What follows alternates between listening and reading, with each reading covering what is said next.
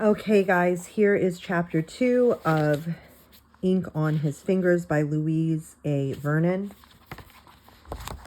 This chapter is called Secret Partner.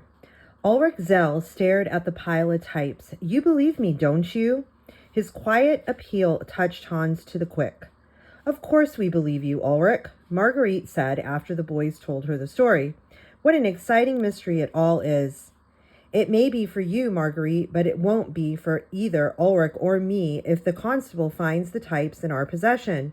We could be put in the tower prison, you know, Hans said. Marguerite shuddered. I hadn't thought of that. You'll have to take the types back right away. Hans groaned. But don't you see? If Ulrich takes them back, he'll be accused. And if I take them back, I'll be accused. Then why don't I take them? Marguerite asked. I'll just explain that I found them. They wouldn't accuse a girl. It seemed like the best solution. The boys walked with Marguerite to a corner near the shop and waited for her. When she returned, she still had the pouch.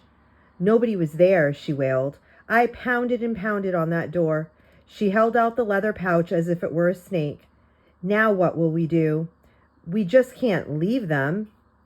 I'll ask the prior tomorrow when I go to school. He'll know what to do. I can't think of any better plan, Ulrich said. I'm going to find my uncle and find out what he knows. I can't believe he would steal anything, and yet he made a gesture of helplessness. If you don't find him, come back and stay with us, Marguerite suggested. Mother wouldn't mind, would she, Hans? No, I'm sure she wouldn't. Hans showed Ulrich their house. Thank you. But if I can't find my uncle, I'll go to the monastery. The monks will take me in, Ulrich said. Hans nodded. The monks' hospitality to wayfarers was well known. Besides, I'll be going to Latin school part-time when I'm an apprentice. I'll see you there, Hans. With a wave, Ulrich headed for downtown Mainz.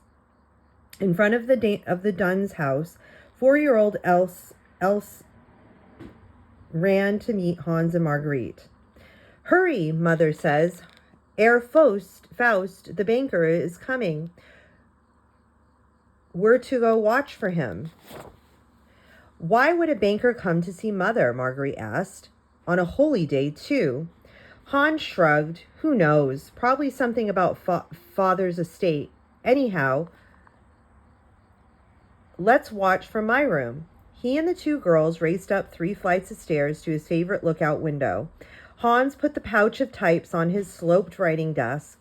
He would examine them later. What does Herr Faust look like? Else panted. How should I know? Hans opened the casements wide and scanned the 3-lined road. He'll probably have a beard, of course, and his cloak is probably lined with fur. Bankers are rich. Else wedged herself between Hans and Marguerite. What does a banker do? He sits in his bank and he waits for people to bring him their gold. Else hitched herself up another notch. Then was Father a banker? Of course not, Else, Hans said. Whatever gave you that idea? People brought him gold, Else retorted. It wasn't the same thing at all. Father was a goldsmith. Without warning, a wave of grief choked Hans. Only a short time ago, Father had been alive. Then he had caught the dread fever. For the 100th time, Hans asked himself the question he could not answer. Why had God taken Father in death? What good did it do to plan ahead if a person could die almost without warning? Else echoed his thoughts. Why did Father die? God wanted him, Hans spoke with an assurance he did not feel. Now stop asking questions and watch for Herr Faust. He must be coming to talk about money. Father had been a master goldsmith. Wealthy aristocrats paid immense sums for the gold vases, candlesticks, and plates he had made for them, but perhaps some of them still owed money. Margaret leaned over the sill. There's a man coming. Hans looked, too. Marguerite, it's the same one we saw at Herr Mueller's. They watched the stout man walk toward the house. Marguerite clapped her hands in excitement. Go down and let him in, Hans. Maybe you can find out something. Hans ran downstairs and ushered the man into the drawing room. Are you Herr Faust, the banker? Yes. You're Frau Dunn's son, I suppose. Hans studied Herr Faust's red face and pinched up nostrils. The banker looked as if he smelled something unpleasant. Yes, I'm Hans. I'll tell Mother you're here, Herr Faust. Please do. Herr Faust's voice trailed off. When Mother came in, the banker coughed. My visit here today is a matter of business. It is necessary to settle some matters about your late husband's estate. He coughed again. I suppose young master here plans to be a goldsmith like his father. Mother smiled. He hasn't decided yet. He doesn't know what he wants to be. I like to be a scribe and copy the Bible. The words tumbled out, to Hans's instant regret.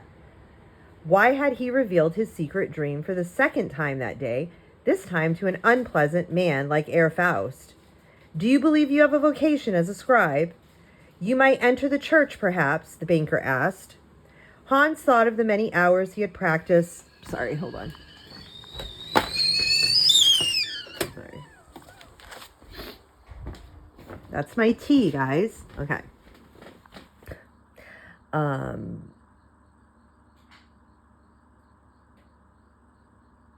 Okay, sorry, gotta find my place again. Hans thought of the many hours he had practiced with reed pen and ink shaping letters to please the exacting eye of Brother John, who trained selected scribes for the great work of copying the Bible. But to live in that monastery, leave Mother and his sisters now that Father was gone, Hans shrank from making such an important decision. I'm not sure, Herr Faust, the banker hummed. Whether with satisfaction or annoyance, Hans could not tell. Everything will work out as God wills, Herr Faust drummed 2 fingers on the heavy polished table. His face was correctly grave, but his plump, twitching fingers betrayed uneasiness. And something else. Could it be greed? Hans dismissed the thought. Why would Herr Faust be greedy? He must have all the money in Mainz in his bank. The banker cleared his throat. I deeply regret the passing of Herr Dunn, but we cannot question God's will, can we? Somehow, the way he asked the question, Hans understood that Herr Faust, on the contrary, was very much questioning God's will. It is a very painful occasion, Herr Faust began again and moped his brow. Was he trying to discuss Mother's income? Why didn't he come right out and just say so? But the banker hemmed, hawed, looked out the window, put his hands behind his back, examined the frescoes and the tapestries, then tugged at the ruff around his neck. Herr Faust, is there something on your mind? Something about my husband's estate, perhaps? Mother asked. I'd better explain that we came back to Mainz to live because I inherited this house from my parents. Is there some problem about transferring our money? The banker turned squarely around. I don't know how to tell you, Frau Dunn, but it seems your husband was in financial difficulty. Mother gasped and pressed her hands together. Why, how can that be? My husband had more orders than he could fill, clear up to the day he died. Her eyes were filled with tears. He always saved his money. The banker exhaled in almost a snort. That may have been true up until recently, of course. I know the financial history of your family here in Mainz. But, he broke off.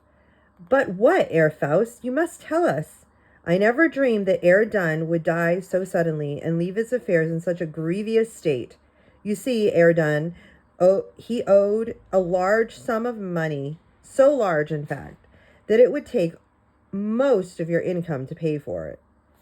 Hans heard Mother's quick intake of breath. A nameless fear shot through him. Father always had strong ideas about the shamelessness of debt. The shamefulness of debt. I don't understand, Mother said over and over. Why would my husband go into debt? Herr Dunn borrowed a large sum of money from me. I admit this surprised me, since your husband was a masterful goldsmith. But I am a businessman, of course. Selling money is a matter of business. I'll leave copies of the exact amount with you. He bowed. I'll return in a day or so so you can let me know how you plan to repay the money. He cleared his throat once more and he left. Mother sat down and pressed a hand over her forehead. I hope it's all for the best. What do you mean, Mother? I hadn't paid your tuition yet. The prior was very kind and said to wait until the estate was settled. Now I can't pay it. Hans, you will have to drop out of Latin school immediately. Oh, Mother, not now. Not when... Hans held back the torrent of words he wanted to say. Not now, when he had become so sure of what he wanted to do. He held back his despair. He would have to help Mother, not hinder her. I didn't know you wanted to copy the Bible, Hans, Mother added. You never told me. Yes, and Ulrich does too. Ulrich? Mother listened to the whole story. Invite him to stay here. If he does not stay with his uncle, there's plenty of room. Suddenly, fierce ambition gnawed at Hans. Ulrich's future was all settled. But how could Hans copy the Bible if he didn't continue school? Should he become a monk and leave Mother and his sisters? Was that what God wanted him to do? You'll have to explain to the prior first thing tomorrow, Mother said. That meant the prior would question him. He would have to make a decision about his future. Mother, do you want me to become a monk and leave you and Marguerite and Else? Mother's voice was steady. If that is God's plan for you, we must make the sacrifice. We must pray for guidance and submit ourselves to his will. Instead of submission, fiery resentment surged through Hans. Why had God awakened in him a desire to copy his word, and then taken away the means by which he could do it? Unless, of course, he became a monk. But what would become of Mother and his sisters? Were they to become beggars like the ones he had seen on the streets with their rags, crutches, and running sores? Hans shuddered. No, he could not become a monk. But how else could he copy the Bible? Okay, guys, so that was chapter 2. Okay, so just write your narrations down in your notebooks, and I will see you all on Tuesday. God bless.